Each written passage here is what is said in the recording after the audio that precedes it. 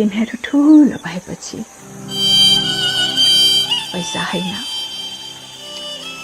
सबैको माया र आशीर्वाद कमाउनु। नराम्रो काम कहिले नगर्नु। यो संसारमा गरिब, दीन दुखी धेरै छन्। उनीहरूको सेवा गर्नु, परोपकारको काम गर्नु,